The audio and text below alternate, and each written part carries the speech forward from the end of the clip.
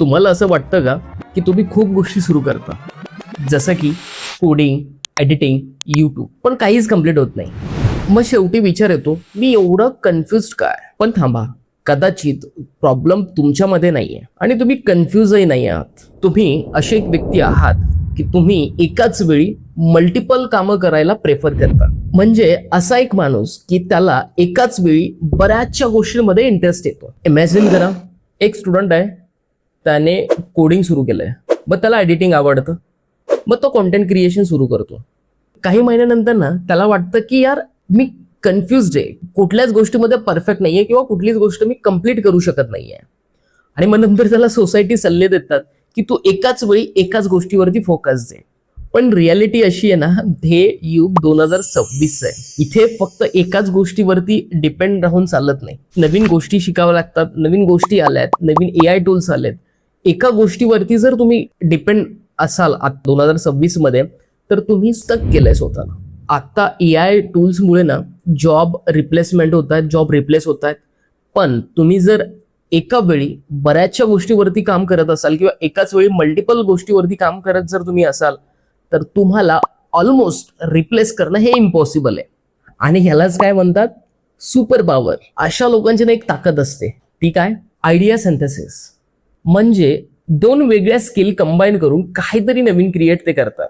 जर तुम्हाला कोडिंग येत आहे, डिझायनिंग येत आहे, ह्या दोन्ही गोष्टी येत आहेत, तर तुम्ही फक्त कोडर नाही, तर तुम्ही इंटरॅक्टिव्ह क्रिएटर आहात.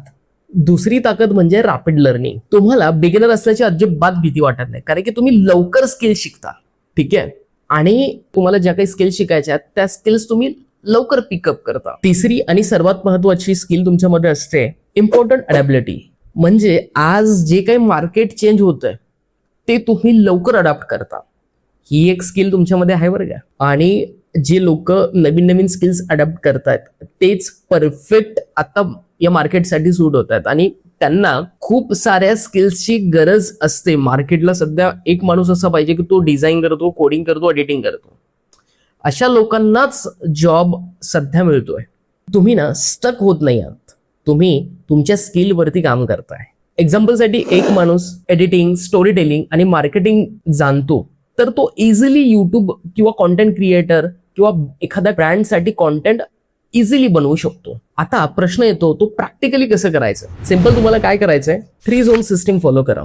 पहिला, मनी मेकर, ज्यातून तुम्हाला पैसे मिळतील त्यावर तुम्ही 80% फोकस करा आणि राहिलेले 20% तुमच्या स्किलवरती फोकस करा, स्किल ग्रो करण्यासाठी.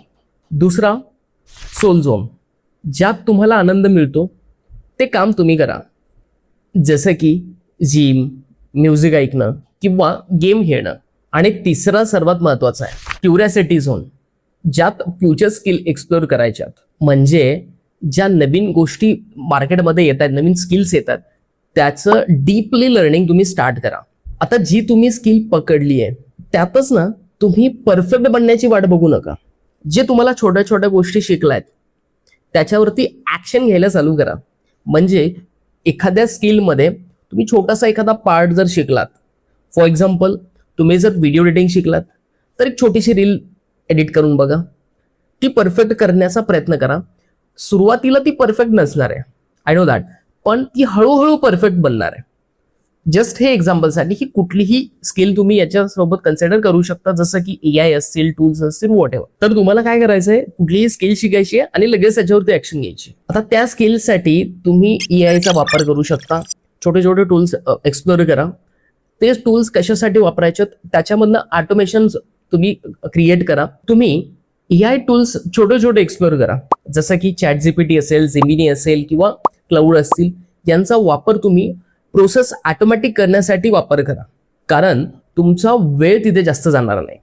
तुमचा वेळ हा परत येणार नाही, कारण की तुम्ही एकदा त्या गोष्टी ऑटोमॅटिक केल्यात, ऑटोमेशनवरती जर टाकल्यात, तर ते ऑटोमॅटिकली त्या गोष्टी ते करून देईल. त्याच्यामुळे तुमचा वेळही फार वाचणार आहे. आणि वेळ हा फार महत्वाचा आहे प्रत्येकासाठी. लक्षात ठेवा, ओव्हर थिंकिंग अजिबात करू नका, जास्त मोठे विचार करू नका.